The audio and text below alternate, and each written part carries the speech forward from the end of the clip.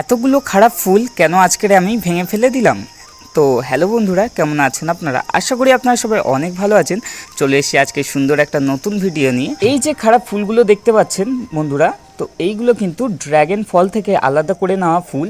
তো ফল থেকে আলাদা করতে হলে আমাদের একটা হাত দিয়ে ফলটাকে ভালো করে ধরতে হবে ও অপর হাত দিয়ে এরকমভাবে উপর নিচে পাক দিলেই ফলটা সুস্থভাবে ফলটা থেকে গিয়ে ফুলটা ভেঙে চলে আসবে।